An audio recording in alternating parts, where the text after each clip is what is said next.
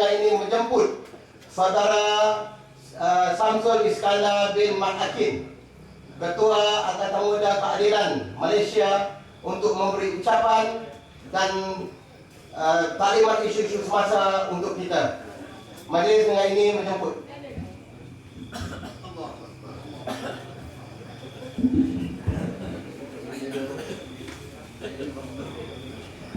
A'udzubillahi minasyaitonirrajim. Bismillahirrahmanirrahim. Alhamdulillahirabbil alamin. Alhamdulillahilladzi arsala rasulahu bil huda wa dinil haqq liyuzhirahu 'ala dini kullih wa kafa billahi shahidan. Assalamualaikum warahmatullahi wabarakatuh.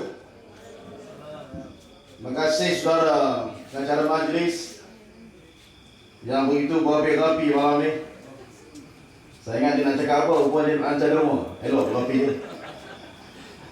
Yang kita akhirkan tuan rumah saudara Usaili, mantan wakil rakyat kawasan ini, rekan-rekan pimpinan yang saya kasihi, sahabat lama saya saudara Ismi Fadil Ustaz Ismi Taib, yang Ketua PAS kawasan Parit, saudara Anwar Zakaria, Setiausaha Keadilan Negeri Perak, Dr. Mio, Ketua Angkatan Muda Perak, saudara Khair, saya nampak tadi Timbalan Ketua Angkatan Muda Perak daripada Lumut, dan tuan-tuan dan perempuan yang saya kasih sekalian, alhamdulillah.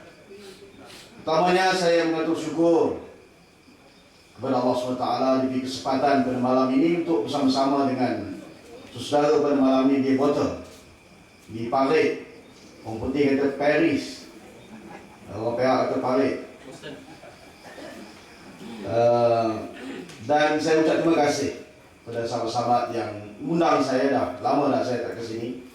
Saya beritahu pada saudara Usaili tadi, kalau saya datang tu insyaAllah dengan penerangan yang baik dengan rakan-rakan. Maknanya voter ni 2012 ini kalau pilihan raya, InsyaAllah voter ni kita akan ambil alih semula dalam pilihan raya kali ini, insyaAllah.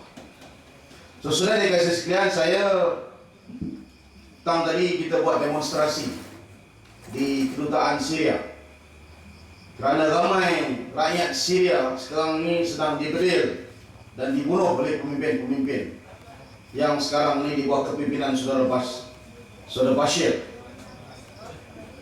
Dan ini saudara merupakan suatu perkara yang cukup menyayat hati. Dan sebab itu tadi kita turun berdemonstrasi dan menunjukkan protes kita. Yang kita ragu dan marah ini kerana Perdana Menteri sampai sekarang tidak membuat kenyataan yang keras tentang isu ini. Walaupun Perdana Menteri baru-baru ini disebut, dia kata kita sedang menuju ke arah Muslim yang moderate, orang Melayu Islam yang wasatiyah, yang tengah-tengah, yang seimbang. Tetapi ada pembunuhan oleh pemimpin yang zalim di Syria, Perdana Menteri kita lembab ingin buat kenyataan. Yang ini masalah besar kepada negara kita. Sebab soalnya adalah soal kepimpinan. Pemimpin yang memimpin sekarang ini nama dia Najib Mongolia. Ini masalahnya. Sebab dia tidak boleh memberikan kepimpinan yang baik kepada seluruh rakyat, apatah lagi negara.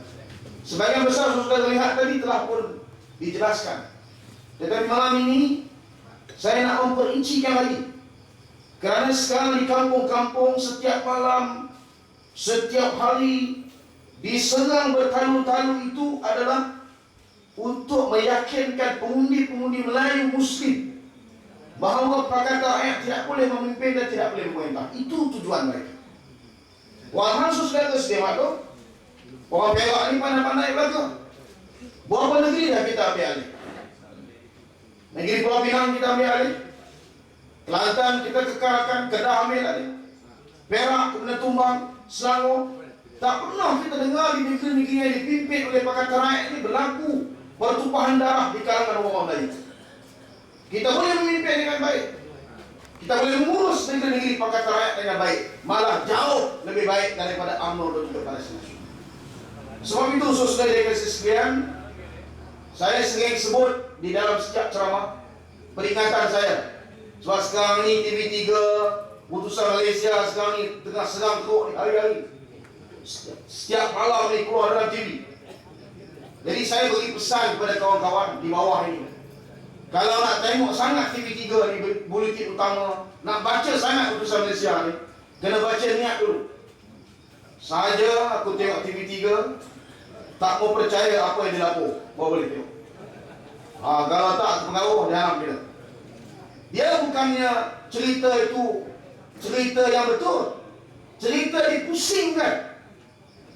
Ceritanya lembu, tapi dipusingkan jadi syarikat. Itulah. Dia nak pusing ni, yang mana itu arahan mereka, supaya berita yang disampaikan kepada rakyat tidak berita yang sebenar. Sebab itu kalau saudara datang ceramah, rajin mendengar pidato-pidato Pakatan Rakyat, rajin membaca surat khabar dan media alternatif, maka kita akan ada perubahan yang besar kerana kita faham apa isu yang sebenar. Saya ambil contoh dalam kes Datuk Seri Anwar Ibrahim. Sebab saya nak ucapkan terima kasih langsung kepada kawan-kawan reporter yang pada 9 Januari yang lalu datang ke mahkamah. Kita buat perhimpunan yang besar di mahkamah, di kompleks mahkamah Kuala Lumpur, dan itulah perhimpunan yang pada saya cukup bersejarah buat rakyat, kerana pertama kali kita berjaya menghimpunkan rakyat, tak kira bangsa. Orang Melayu, orang Cina ada, India pun ada, semua datang ramai-ramai ke mahkamah dengan suasana yang cukup aman. Dan saya ucap tahniah dan terima kasih. Dan saya cukup terharu bila pagi subuh itu kita menyaksikan seawal 6 pagi sudah ada demonstrasi yang besar dalam masjid wilayah Persekutuan Kuala Lumpur. Walaupun saya dapat maklumat tengah malam itu ada qiyamul lail yang dipimpin oleh tidak lain tidak bukan Al-Fadhil Ustaz Ibrahim Ali Al-Kataki. Dengan ribuan orang katanya nak doa kepada Allah SWT ni, nak mohon supaya keadilan diberikan. Tapi yang hakikatnya pagi itu adalah 20 orang datang berjemaah dengan kita. Alhamdulillah 20 orang lawan 3,000, tak terlawan lah. Sebab itu akhirnya lepas subuh dia pergi bilik muslimat, dia bersyuarat dekat situ. Tak berani nak pergi bersyuarat depan-depan, dia menyuruh kat bilik wanita. Tak apalah, saya tengok makanan banyak kali, saya kata tak apalah, makanlah makanan-makanan mereka ni, cuma tinggalkan sikit untuk dia orang supaya jangan keburu lagi. Sebab inilah saudara, mereka sampaikan mesej kononnya kita berada di pihak yang salah. Dan itu yang dimainkan. Sebelum kita terus siapa beri keputusan ni, sudah tengok putusan melaporkan, TV3 melaporkan, apa dia punya cerita dia? Anwar bersalah, hakim adil. Anwar itu peliwat, hakim insya-Allah akan beri keputusan yang adil. Anwar tetap bersalah kerana melakukan tindakan yang cukup jijik ini, mahkamah hakim adil. Sekarang ni Anwar tidak bersalah, dia tak boleh kata hakim tak adil. Dia tak boleh kata, sebab daripada awal dia kata hakim adil, mahkamah bagus. Akhirnya mahkamah buat keputusan bebas Anwar. Sekarang ni nak kutuk mahkamah, tak boleh lah. Ini saudara yang saya sebut, yang kita sering mengatakan kekuatan solat hajat, kekuatan doa, di mana akhirnya Allah SWT menerima apa yang kita selalu pohonkan. So saudara, pagi itu saya berada di Barisan Harapan dan memimpin rakan-rakan. Saya berada dekat luar kerana pada 9 Januari dia minta saya jadi komander depan sekali. Saya bincang dengan pihak polis. Alhamdulillah, saya mesyuarat dengan polis. Saya tahu ramai polis malam ini, saya ucap terima kasih kerana jaga kita elok. Suatu kes itu, saya dipanggil oleh pihak polis untuk bincang bagaimana nak selaraskan perhimpunan. Saya ingatkan ini mesyuarat macam mesyuarat biasa, panggil mesyuarat, letak syarat, apa yang polis nak, tak pertimbangkan apa yang kita nak. Tapi bila kita pergi mesyuarat di RPK Kuala Lumpur, Ibu Dewan Polis Kontijen Kuala Lumpur, kita pergi, saya sebagai Azmi dan kawan-kawan yang lain, kita bincang dengan Ketua Polis Kuala Lumpur. Mula-mula kita beri amaran kepada Ketua Polis. Dia kata kalau kita dengar Ketua Polis Negara buat kenyataan, kita boleh buat perhimpunan hanya dekat stadium. Kalau nak buat stadium, tak payah bincang, kita balik. Ketua Polis Kuala Lumpur jangan cakap macam tu, kita panggil nak bincang. Itu Ketua Polis Negara bagi contoh, buat stadium boleh, bukan mana kena buat kat stadium. Okey, kalau itu nara kita bincang. Jadi dia tanya kita nak buat kat mana. Saya kata tuan, tak ada tempat yang lebih elok untuk buat perhimpunan yang aman ini kecuali di hadapan kompleks mahkamah di kawasan parking. Bila kita sebut itu saudara, dia pun setuju. Saya pelik pula. Sebut setuju. Minta yang pembesar suara, okey dia tak bagi. Saya kata minta loud header, boleh tak? 2 dalam 2, 3, boleh, setuju. Jadi semua setuju. Saya dah rasa macam tu, macam kita Timur Menteri lah. Macam Menteri Dalam Negeri yang datang bagi Arab setuju. Arab setuju. Dia main. Petang tu mesyuarat lagi. Kali ni dengan trafik. Ketua Polis Trafik Kuala Lumpur. Puan saya mesyuarat, saya beritahu. Ini lalu anda, ini bas nak kena parking sini. Kereta nak kena parking sini. Semua setuju. Saya ingat memang confirm. Polis-polis semua dah jangka kita akan jadi kerajaan. Sebab tu dia setuju semua. Polis betul pun kena mikir je tu. Kau betul jadi kerajaan, jangan main bertukar. Jadi kena beri sedikit penghormatan kat kita juga lah. Sebab tu susunan dia kasih sebenarnya. Waktu kes Datuk Seri Anwar Ibrahim ini, saya berada dekat luar. Saya dapat maklumat pukul 9.40 lebih kurang bahawa Datuk Seri dibebaskan.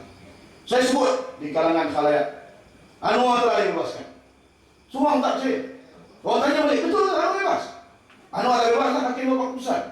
Tanya lagi, sampai 3-4 kali. Kali kelima baru percaya. Barulah kita seronok, ada orang kata, ada yang menangis, ada yang semua dengan penuh perasaan. Sampaikan saya kebetulan di hadapan saya itu memang ada ramai pegawai polis. Kerana dia jaga betul-betul. Pegawai polis tu tanya saya, betul ke Cik Datuk Anwar ni bebas? Saya kata, tuan dah bebas, Alhamdulillah. Polis tu kata, yes, bagus. Saya tu ambil, bagi nama tu. Nama tu. Besok kalau kita menang, angkat naik pangkat. Nak boleh tu, boleh botol nak pun boleh. Saya minta selesai. Kita tahu ini kerajaan ni boleh buas sikit betul dia main. Hari ini kita ceramah sini, besok ceramah sebab lain. Dalam dewan lah. Saya minta kepada saudara, itu sentimen. Sentimen maknanya orang ni.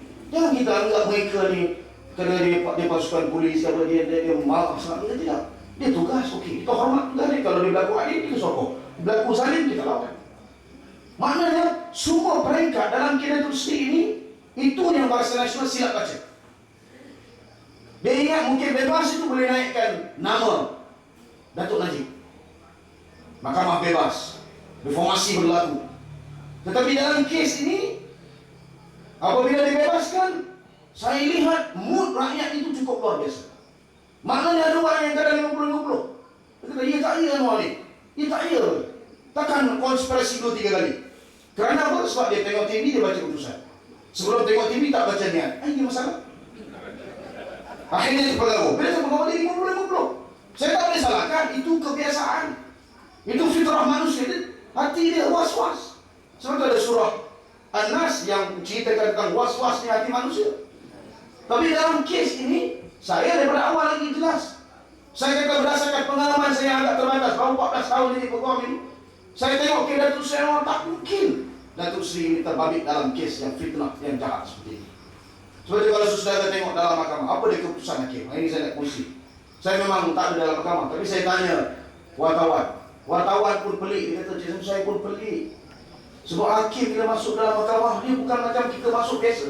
Kalau tuan-tuan biasa pergi mahkamah, kalau hakim masuk tengok dengan dia punya haibah, dengan dia punya confident dan keyakinan, dia masuk dalam polis pun kata bangun, dia semua bangun hormat. Ini polis kata bangun, orang bangun dan hormat, dia pun sama-sama tunduk. Maknanya dia pun tak berani nak angkat muka, dia tunduk, cutu lah duduk atas kursi, terus dia baca keputusan. Keputusan dia baca tak sampai 3 minit. Wartawan tak sempat nak buka buku, nak tulis, dah ada keputusan. Dan lepas habis keputusan, cepat-cepat dia lagi masuk. Macam dia pun sendiri tak apa nak yakin. Memang kita tahu lah, dia ada bawah tekanan yang hebat. Tapi, saya nak kongsi malam ini, selain daripada tekanan yang hebat yang beliau hadapi, apa yang beliau katakan dalam kes ini? Macam mana yang dikatakan Anwar Ibrahim ini bebas? Pertama, apa disebut? Dia kata, dalam kes seperti ini, yang penting itu adalah bukti-bukti sains. Bukti-bukti saintifik. Orang ambil air, dia pun konon-kononnya air mani dia. Ambil DNA dia, cecair badan dia. Ambil semua yang berkaitan dengan Anwar ni. Macam-macam lah, rambut dia lah, gigi, tak perlu gigi. Semua ini mengikut pandangan hakim. Dia ambil bukti-bukti sains ini. Pertama, dia kata tidak ikut prosedur. Yang kedua, diambil secara cuai dan lalai. Yang ketiga, ada kemungkinan itu bukan bukti kepunyaan Anwar. Semua saudara tengok, baca dalam surat khabar Keadilan dan juga Harakah, DSP Judi nama dia, nama betul Judi. Saya ingatkan Jud, J-U-D-I, rupanya nama dia Judi. Patut orang yang benar Judi. Apa dia sebut dalam mahkamah? Yang polis yang teruk ni saya sebut teruk lah, yang baik saya sokong lah. Apa dia sebut bangga? Dia kata bila perbuatannya, dia ambil sampel cecair badan lah, air mani, anwar dan sebagainya. Kononnya lah dia ambil. Apa dia buat? Sepatutnya bila dia ambil benda-benda ini, dia hantar kepada jabatan kimia. Sebab dia polis yang menyiasat, dia dapat benda tu, dia terus hantar kepada jabatan kimia. Kerana jabatan kimia yang tahu macam mana nak tengok barang-barang sains ni, yang ada prosedur dia, letak dalam peti sejuk, letak dalam tempat yang berhawa dingin, mana yang freezer, supaya bahan itu tidak rosak. Ini diletak dalam gobok, dalam almari dekat pejabat dia. Gobok, orang Melaka main gobok, saya tak tahu apa. Almari lah kan. Letak dalam almari dekat pejabat dia. Jadi bila hukum tanya, adakah almari kamu berada dalam keadaan dingin dan sejuk, freezer, peti sejuk ni? Dia kata betul ya Arif, sebab saya punya almari betul-betul bawah air condition, bawah apa ni? Hawa dingin tu. Hawa dingin lah ni. Aircon, bawa aircon, betul-betul bawa aircon. Jadi saya memang buka aircon tu. Jadi almari saya sentiasa sejuk je. Ni polis ni kadang letak betul. Yang kita masuk sejuk tu freezer. Freezer harus supaya macam barang makan, kita masuk ikan kita beli. Masuk dalam kamar, kita masuk dekat tempat peti sejuk, peti ais tu. Supaya dia punya barang itu tidak rosak, tidak busuk. Sama juga terpakai kepada bahan-bahan manusia. Dan kalau letak dekat almari itu, apa jaminan? Tak ada orang yang cuba rosakkan, cuba letakkan barang tu. Dia bukan air mani Datuk Seri, tetapi dia ambil ke mana, dia letakkan kat situ. So yang ini perkara yang mungkin berlaku, yang pada pandangan hakim, kalau begini cara kamu buat kerja, maknanya timbul pertikaian yang besar. Barang-barang itu, bukti sains itu bukannya milik Datuk Seri Anwar. Maka akhirnya hakim kata kalau bukti sains tak boleh pakai, hakim membuat keputusan dia kena dengar keterangan Saiful Bukhari. Saiful Bukhari memang dia kata dia kena lewat. Baik, keterangan Saiful Bukhari semata-mata kali pendapat hakim, keterangan Saiful Bukhari semata-mata tidak mencukupi. Kerana memanglah dia kata dia kena lewat. Sebab dia yang buat laporan mestilah dia kata dia kena lewat. Dia boleh reka pelbagai cerita.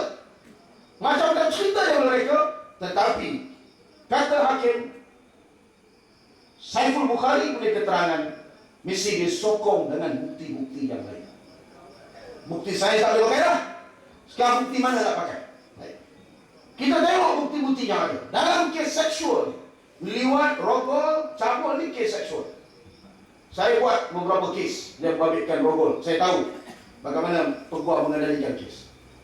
Sebagai seorang peguam, kalau ada kes drama seksual ni, perkara yang pertama saya akan tengok adalah laporan perubatan. Laporan doktor ni kata, saudara tengok, kita bawa saksi nama Dr. Osman. Dr. Osman ni dia daripada Pusat Rawatan Islam. Dia doktor yang mula-mula berjumpa dengan Saiful Bukhari.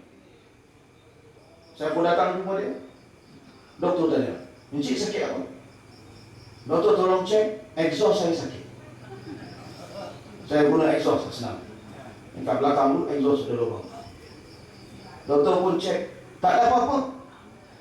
Inilah doktor, ada benda plastik masuk dalam exhaust saya. Benda plastik. Kalau kena liwat, makcik, benda tu bukan plastik. Benda betul-betul, bukan cobaan. Betul-betul masuk. Berkata Berhamdi, bukan cobaan.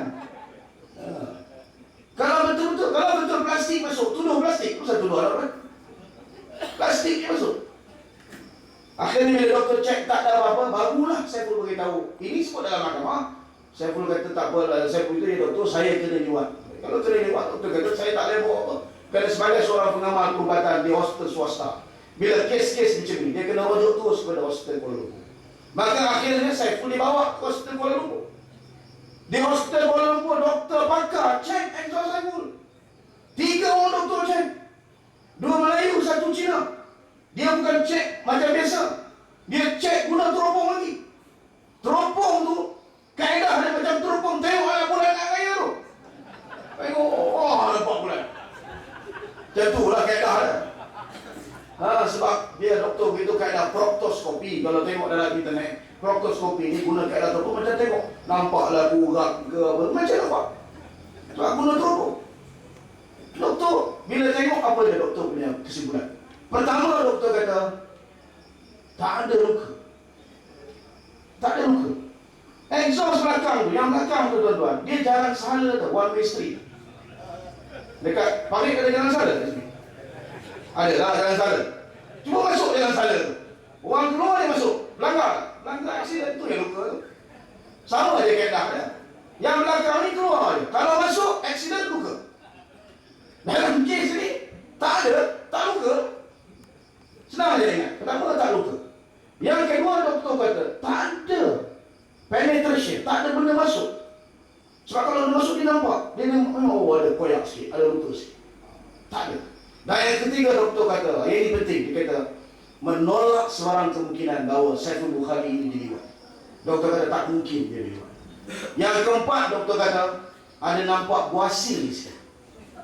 Kalau kena liwat ni tuan-tuan, buasi-buasi pun hilang, pecat buasi.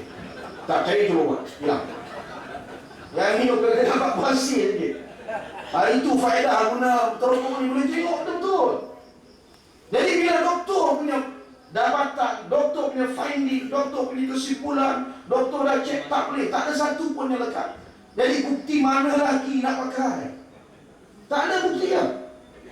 Sebab itu dalam kes ini hakim yang pembicarakan ini dia tak berani nak buat keputusan untuk memenjarakan Datuk Seri Anwar. Walaupun Datuk Seri Anwar dah sedia dah. Memang sebelum ni dia yakin, saya tahu dia mungkin dia pergi Perak, dia yakin, dia kata dia tidak akan dipenjarakan, dia akan pergi sana, pergi sini. Tetapi malam akhir di Kampung Pandan dia sebut dengan jelas, ramai yang menangis, ramai yang menitiskan air mata, ramai pimpinan ahli parlimen Adur yang menitiskan air mata bila Datuk Seri sebut, ini mungkin pidato saya yang terakhir. Itu semua dah sedia lah, dia akan ke dalam. Malam tu dia pun dah sedia, packing dah bawa ubat gigi, dah bawa tuala. Kerana besok hukuman tu masuk penjara, tak boleh lah.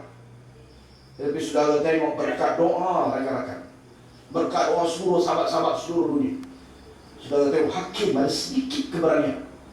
Sebab itu dalam kes ini saya pelik bagaimana peguam negara yang di bawah kepimpinan Datuk Najib ini, pengurus CBN, Presiden UMNO, buat rayuan terhadap kes ini. Itu saya tak faham. Apa lagi yang kita nak? Orang Melayu, orang Islam dah cukup terhina lah dengan apa yang mereka lakukan kepada Datuk Seri Anwar. Datuk Seri Anwar ni apakah tak ada jasa daripada negara? Apakah langsung tak ada sumbangan daripada negara? Tengok dia, kita ingat bahawa dia tu pemimpin Melayu, pemimpin Islam. Takkan kita orang bawah ni nak biar dia kena. Sebab ini kes rayu, mungkin selepas ini setahun, 2 tahun lagi. Dan mungkin kalau rayu itu mendapati dia bersalah, dia masuk ke dalam tadi. Sebab itu saya sebut kepada saudara, tak ada cara lain lagi. Kalau nak selamatkan beliau, nak selamatkan negara ini, pilihan raya umum yang akan datang, kita mesti buat perubahan dengan jatuhkan UMNO dan juga Barisan Nasional. Bukan sekadar di Perak, malah Putrajaya ini merupakan sasaran kita. Ini saya nak beritahu saudara. Saudara lihat kes Qazaf. Saya antara orang yang cukup vokal bawa kes Qazaf ke Mahkamah Syariah. Saya juga pengamal undang-undang syar'i, peguam syar'i. Kes Qazaf kita bawa supaya kalau betul Saiful ni dan orang UMNO dia kata, ceramah-ceramah UMNO dia kata, kenapa Anwar Ibrahim tak nak sumpah? Baik, sekarang kita nak bawa kes ni ke Mahkamah Syariah. Biar Mahkamah Syariah tentukan. Ismi pun tahu, banyak kitab kita tengok, tak boleh selesai kes Jariah Syariah ni dengan tak sumpah, tak boleh selesai. Mesti pembicaraan. Saiful tuduh Anwar, you datang mahkamah. Bawa saksi. Adakah kes itu diteruskan? Tak ada. Malah baru ini pergi mahkamah rayuan, peguam Jabatan Agama Islam dan Persekutuan lawan pula. Lawan supaya kes Qazaf tak diteruskan. Sampaikan baru kita tahu rupa-rupanya Jamil Khair, menteri yang jaga agama ini, sampaikan dia guna duit zakat untuk bayar peguam dia. Saudara, dalam banyak-banyak menteri kabinet UMNO ni, hak yang boleh paling harap sekali menteri agama. Perdana Menteri tak boleh harap. Isteri Menteri lagi tak boleh harap. Timbalan Perdana Menteri tak boleh harap juga. Menteri wanita lagi tak boleh harap. Semua menteri, semua kita tak boleh harap. Tengok ada menteri agama, boleh harap sikit. Yang boleh harap ni pun sapu dia lah kan. Nak apa lagi ya Allah ni, ya Allah. Ini bukan saya cakap bohong, tengok sendiri lah. Menteri yang jaga agama ni Jamil Khair. Bila kita tanya kepada timbalan menteri dia, Masyitah, dalam parlimen kita tanya, betul tak kita dengar Yang Berhormat Timbalan Menteri bahawa duit zakat digunakan untuk bayar peguam kepada Jamil Khair? Timbalan Menteri Dr. Masyitah jawab dalam parlimen yang cukup jelas dan terang, Tuan Speaker, memang kami bayar guna duit zakat. Kecoh lah. Sebab zakat bukan asnaf. Peguam ni bukan asnaf. Saya tak tahu lah kot dia dari kitab mana terjumpa ada asnaf bawah tu bayar guna wang zakat, bayar peguam. Itu saya tak tahu, tak sampai lagi ilmu makam saya tak sampai lagi. Saya belajar tak tinggi lah, tapi kolej Islam lah. Tak tinggi, kolej Islam, Bimbing Islam, tak nampak lagi kitab tu. Kok dia ternampak mungkin hebat. Mungkin kitab Tulisan Malaysia saya tak tahu. Saya beritahu kepada saudara. Kemudian Jamil Khair jawab apa? Bila kita tanya, Jamil Khair kata, ini bukan duit zakat, ini duit kerajaan. Duit kerajaan. Kita gunakan dulu bila kita bayar. Okey. Dia dah jawab satu-satu. Tan Sri Amrin Buak, Ketua Audit Negara. Hujung tahun lepas, keluar laporan audit. Ketua audit ni sudah tahu orang bukan oleh orang lain. Dia audit, dia cek duit tu. Tan Sri Amrin beritahu dalam laporan dia kata, duit zakat telah digunakan untuk membayar peguam yang membela Jamil Khair dan Jabatan Islam dan Sekitar. Ini ketua audit beritahu. Yang cek duit audit, duit ni bayar. Duit mana? Duit zakat. Bayar siapa? Bayar peguam. Pengurusi ketua audit negara beritahu. Sekali lagi Jamil Khair nafi. Jamil Khair kata tak ada. Ini duit kerajaan, duit peruntukan 700,000 kita bayar.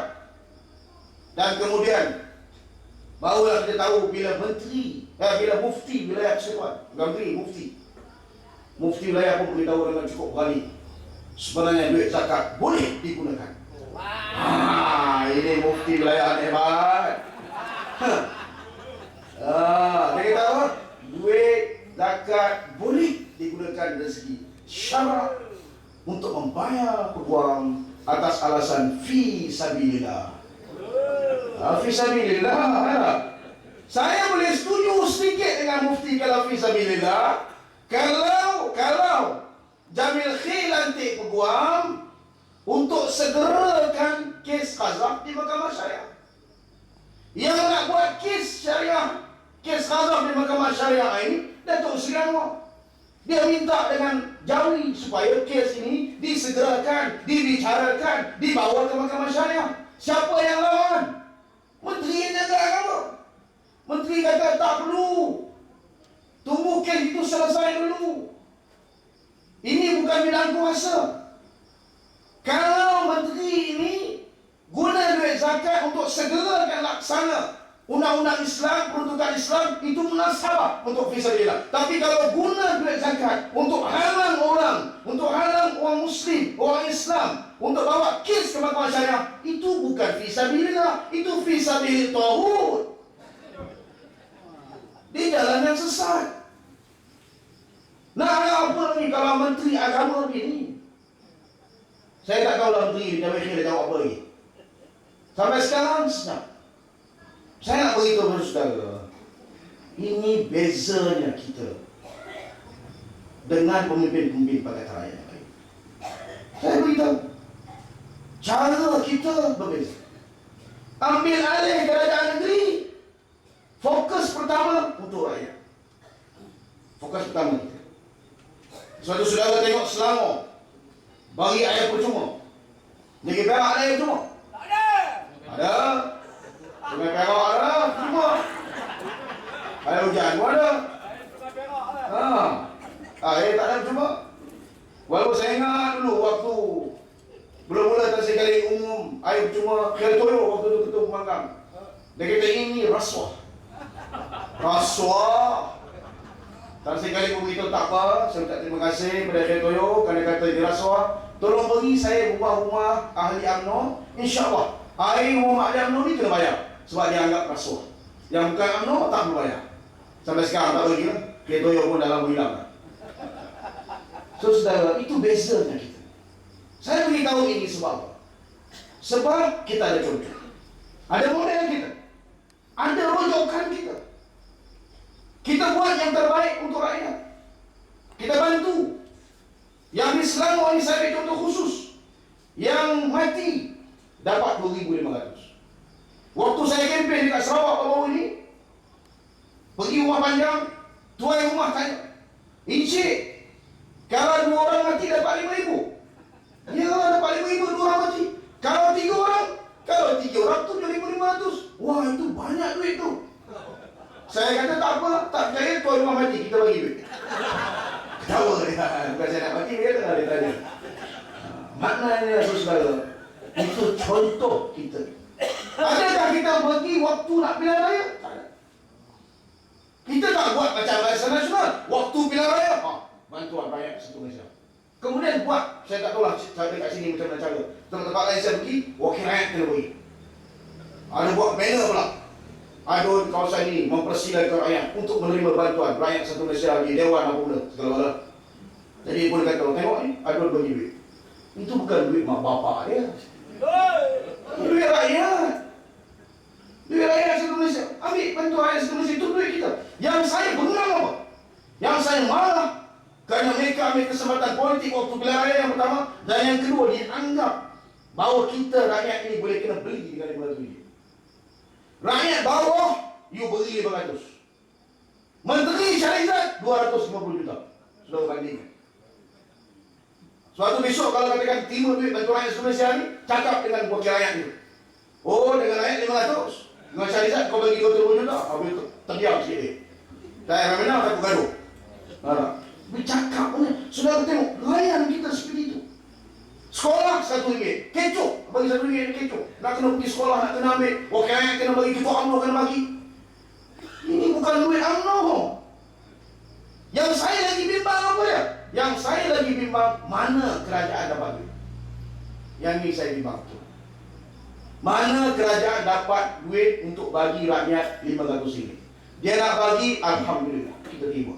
Tetapi yang saya bimbang, selepas pilihan raya kalau mereka menang, nak bayar hutang ni, siapa yang nak kena bayar? Hutang negara ini saudara, setiap tahun daripada tahun 1999, perbelanjaan negara kita sudah pun defisit. Maknanya belanja kita lebih daripada pendapatan. Rugi. Perbelanjaan negara dirugi selama 14 tahun berturut-turut.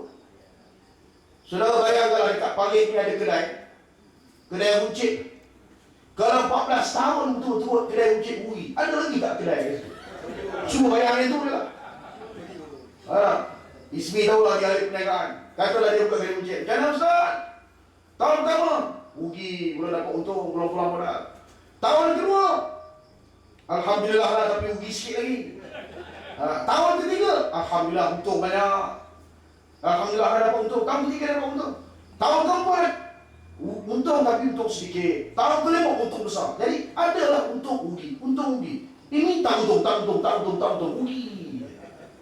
Kalau Ismi dia ada rugi je, saya ingat kalau dia pindah Bandung, telinga hilang, telangan hilang, kaki boleh hilang. Jadi sudah bayangkan itu konsep ekonomi Malaysia Islam. Bayangkan itu je. Kalau kita ada kedai rugi 14 tahun tu, apa kedai kita akan bertahan? Malaysia ni hutang sekarang 456 bilion. 456 ribu juta ringgit. Hutang negara. Siapa nak kena bayar hutang negara ini? Rakyat didahulukan, jangan lupa. Itu surat gantian. Rakyat didahulukan. Oh, kita bertolong. Bayar hutang? Bayar dulu lah. Ini jadi masalah. Masalah besar pada negara kita. Sebab itu saya beritahu kepada saudara, di Selangor kita buat tak bagi duit kepada rakyat ni, kita buat.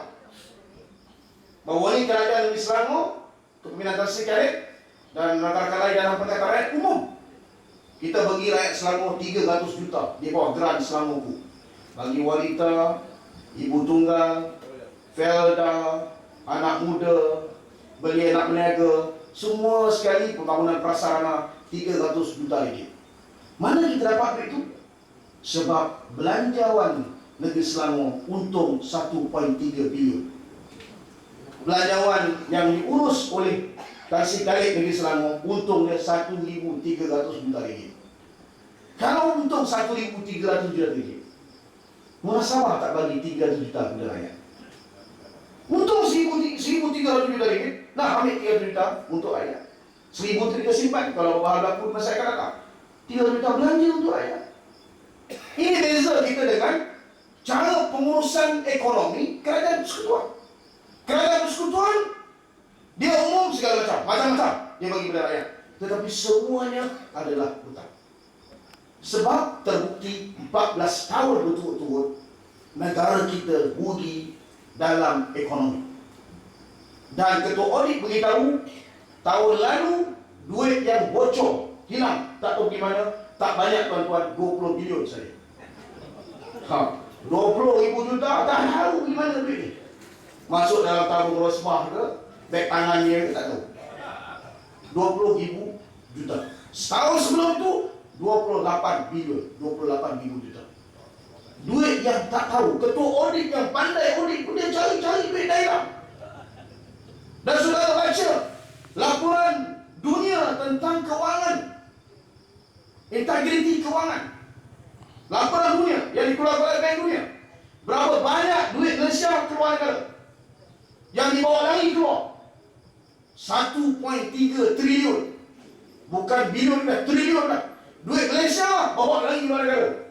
Itu yang beli kondominium dekat Singapura. Yang bawa ni kita dedah Syahrizad, peniaga lembu, tapi beli kondo dekat Singapura. Lembu letak dalam kondo, tak letak dekat mana. Ini yang bawa lagi duit ni, yang jumlah dia yang itu yang kita tahu, yang kita tak tahu, wallahu a'lam. Yang saya bawa dulu kes Musaman, bawa lagi duit 10 akaun di luar negara. Berapa? 500 juta ringgit. Bawa lagi ke Hong Kong. Saya pergi Hong Kong, buat laporan ke Hong Kong dengan laporan rasuah. Pergi sini, buat laporan. Tapi mereka datang sini, buat siasatan, hukum negara buat diam. Akhirnya duit pun saya ingat dah habis terbang lah. Yang ni saudara, beza kita. Yang saya sebut dari segi fakta ni sebab saya bimbang dengan keadaan bagaimana negara ini diurus. Memanglah kita rasa selesa, orang Melayu rasa selamat. Yang dimainkan dalam media, orang Melayu akan hilang kuasa. Tak ada hilang kuasa. Sebab tu baru ini dalam Kongres Angkatan Muda Keadilan saya sebut, orang Melayu ni kalau kata UMNO ni nak tipu orang Melayu, dia kata di kampung-kampung orang Melayu akan hilang kuasa kalau undi Pakatan Rakyat. Ni saya nak beritahu orang UMNO di sini, dalam perlembagaan persekutuan tiada jaminan Perdana Menteri kepada orang Melayu. Tiada jaminan. Tak ada jaminan dalam perlembagaan persekutuan. Kalau betul mereka nak pertahan hak Melayu ni, orang Melayu nak jaga kuasa orang Melayu, kenapa kamu tak pindah perlembagaan supaya Perdana Menteri biar orang Melayu semua? Kalau betul nak jaga Melayu. Apakah kita ada masalah itu? Kita tak ada masalah itu. Sebab tahun 2008 menang saja pilihan raya, Lim Kit Siang, Tuan Guru Haji Hadi, Datuk Seri Anwar, tiga-tiga sign satu memorandum bahawa kalau kita menang Kerajaan Putrajaya, kita akan pertahankan dengan jelas peruntukan perlembagaan. Hak istimewa orang Melayu kita pertahankan. Agama Islam kita pertahankan. Raja-raja Melayu kita pertahankan. Itu 2008 lagi pemimpin-pemimpin utama dalam parti terbuat kenyataan. Sign satu perjanjian bersama. Ini tidak dibuat oleh UMNO, MCA, MIC. Tak ada. Ini bezanya. Sebab itu jangan rasa bimbang. Saudara-saudara tengok di Pulau Pinang, peruntukan orang Islam zaman Ustaz Kosukun 12 juta. Itulah sebab dia kata Pulau Pinang ni hilang dah orang Melayu pun. Ya dulu mungkin Ustaz Kosukun jadi kena ketua tinggi. 12 juta. Di bawah Al-Fatih lingkungan lain tengok 63 juta. 63 juta peruntukan untuk orang Islam. Untuk orang Melayu Islam 63 juta. Dulu 12 juta, naik sampai 63 juta. Untuk apa? Untuk pastikan perkembangan agama itu berjalan dengan baik. Apakah kita nak biarkan? Apakah kita nak anggap ini sebagai satu perkembangan yang tidak baik? Ini satu perkembangan yang baik, yang positif. Dan kita telah tunjukkan kepada orang Islam, orang Melayu, jangan bimbang dengan perubahan yang akan dilakukan kalau kita ambil alih. Bila kita ambil alih kerajaan persekutuan itu. Yang ini saya nak beritahu saudara. Di mana-mana tempat dalam dunia ini berlaku perubahan. Saudara tengok mana-mana. Di Thailand. Dulu siapa dia Perdana Menteri? Lelaki, Abhishek. Sekarang dia nak Sinawa. Perempuan, parti baru. Dasar baru. Parti lama tak jaga rakyat, tolak pilihan raya. Di Singapura. Saya pun pergi Singapura, jumpa kawan-kawan Lukas Parti dan pembangkang di sana. Kalau tidak, Lee Hsien Loong, anak Lim Kuan Yew, minta maaf pada seluruh rakyat Singapura. Pilihan raya yang lalu, parti PAP yang diasaskan oleh Lee Kuan Yew dah lama tumbang. Tapi oleh kerana Perdana Menteri itu datang, minta maaf, ampunkanlah saya atas segala kesalahan saya dan parti saya. Akhirnya rakyat itu terpengaruh. Dan akhirnya kekal PAP dengan hanya 60% sahaja sokongan. Walaupun Singapura itu jauh lebih hebat daripada Kuala Lumpur. Tengok pembangunan Singapura. Kereta apinya, monorailnya, busnya, sistem rumah, semua teratur. Tak macam di KL ni, tak macam di Malaysia ni. Saya pergi Singapura pun ni, saya cari apa sebabnya. Baru saya jumpa. Sebab Singapura ni tak ada UMNO. UMNO tak ada. Wah, saya tanya dia UMNO ada. Dia UMNO tak ada. Dia pun tak ada. Wah, saya cari dalam negeri itu. Tak ada. Betul-betul saya bimbang kata UMNO ni buat pembangunan. Singapura UMNO tak ada. Pembangunan jauh lebih hebat. Menteri-menteri dia hebat. Itu pun saudara bila dia tak jaga. Bila menteri kerajaan dia tak jaga rakyat. Akhirnya pilihan raya, rakyat gunakan itu untuk tekan pemerintah. Hampir-hampir mereka kalah dalam pilihan raya. Bulan Ramadan yang lepas saya pergi Jepun. Kawan saya dari menteri ekonomi dan dasar yang baru. Di Jepun, LDP 54, lebih 50 tahun dari kerajaan. Baru-baru ni pilihan raya, parti baru naik. Democratic Party of Japan. Parti Demokratik Japan naik. Waktu pilihan raya, mereka menang. Kawan saya jadi menteri. Berlaku tsunami, dia ajak saya pergi tengok dan bagi minta pandangan. Saya tengok di Jepun, luar biasa. Kereta api laju ada. Kereta api perlahan ada. Kereta api sederhana ada. Atas laut ada. Bawah laut ada. Tepi laut ada. Hebat. Saya cari dekat Tokyo, tak ada UMNO dekat Tokyo. Tak ada. Kalau saya dengarnya, mungkin sebab pembangunan Jepun hebat, sebab UMNO ada. Tak ada UMNO dekat Tokyo masih. Tapi pembangunan dia jauh lebih hebat. Itu pun kalah pilihan raya. Sebab apa? Sebab rakyat marah inginkan perubahan. Sebab itu saya nak beritahu, di mana-mana tempat di dalam dunia ni perubahan berlaku. Tak mustahil dia berlaku di Malaysia. Kecuali kalau saudara rasa kerajaan dah jaga baiklah rakyat ni.